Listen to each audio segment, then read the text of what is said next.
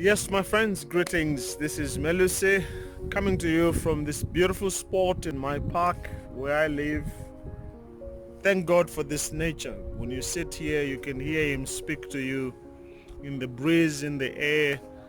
And one thing I'm just grateful for is that I'm alive today. I have seen another day. God has given me another day. I don't owe him anything. He has not demanded that I pay back for the life that he has deposited in me.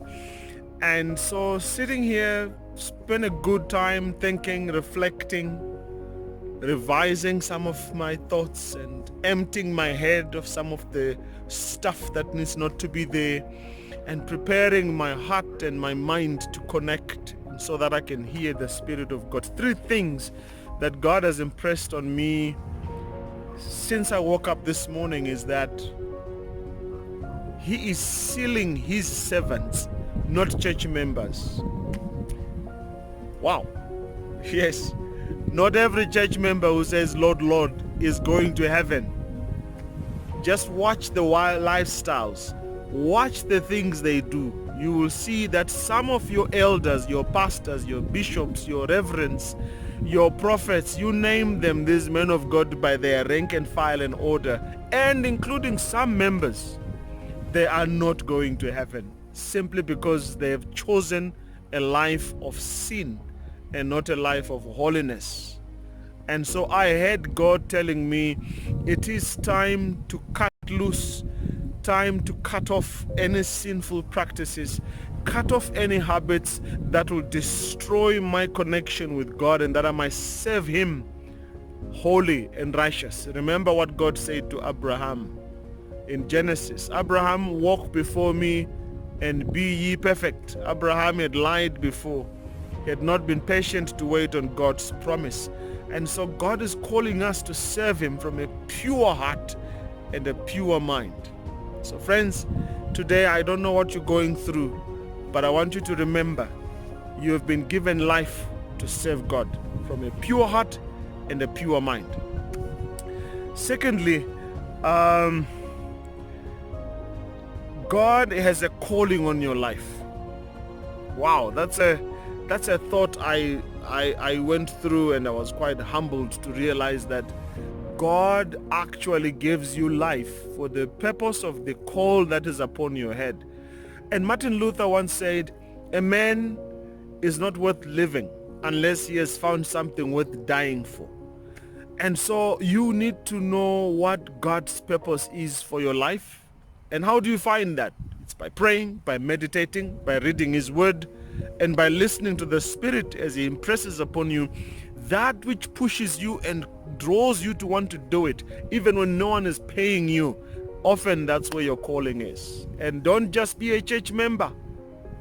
Be a servant, because Revelation 7 says those who are sealed are servants of God, not church members. They are servants of God.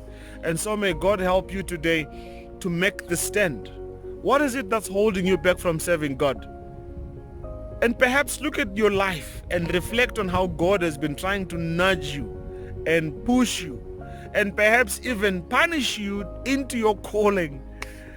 Well, that's crude English, but some of the things we suffer in life actually confirm our calling. And so serve God from a clear conscience.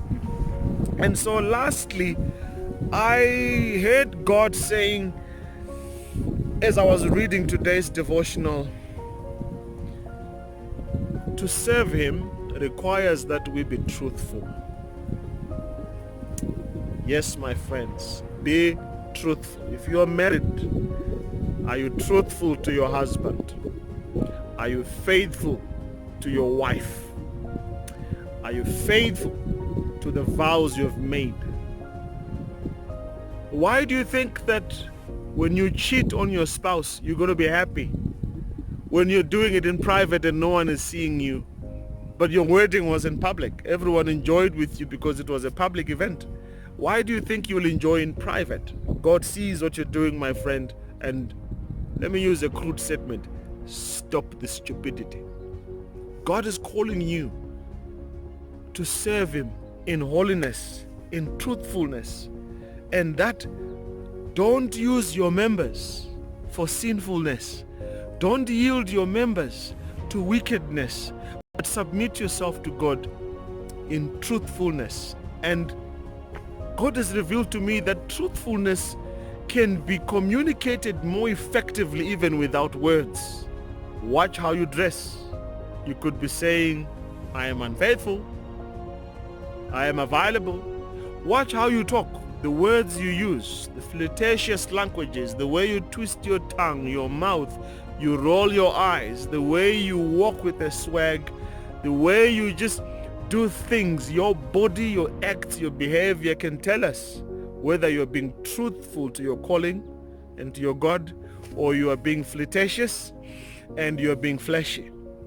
And God made it clear to me that the smallest dissatisfaction, when allowed to grow, becomes a violent act that even seeks to topple God. Just dissatisfaction and being untruthful and not faithful to what God has called us to do. So friends, today as I share these messages, I'm praying. I'm excited, but at the same time I'm fearful because I know what this means. God is judging the world right now. Jesus is about to come. Sinners are becoming more bold and brutal. We are seeing men who are almost demons taking lives just like that. The Spirit of God is being withdrawn. Men are doing sins so boldly and so nauseating that sometimes you wonder, why is God still silent? I guess, friends, it's because God is trying to make sure righteousness and holiness are as different and as separate as darkness is to light, as white is to black. There must be a difference. And God is giving you an opportunity to see that this civilization you're trying to build without God will amount to nothing, because those who build without the Lord will build into nothing. Those who watch without the Lord will watch unto nothing. So today, I am pleading with you, my friends, serve God from a pure heart and a pure mind.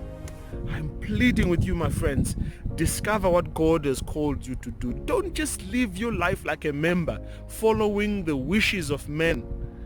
Find out what God has raised you and has kept you for, and serve Him in truthfulness, in faithfulness, in perfection. Finally, my friends, perhaps you're out there hurting and you're wondering, what is this that's happening in my life? I want you to know, God gave me a message yesterday through what I woke up and I found misty morning. This whole park was misty. I couldn't even see further than the trees that you see down there. And God showed me that, no, wait.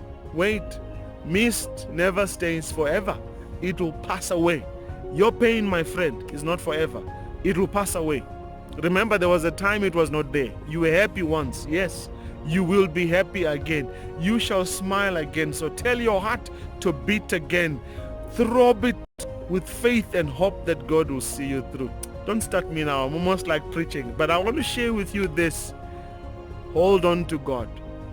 Don't give up on God, because He is busy working out a blessing that no man can take credit for. And people will see you and you'll be in envy of many people. And people will say, what became of this person? What happened to them? And you can smile and say, God happened in my life. Thank you, my friends. God bless you. Have a wonderful day. Amen.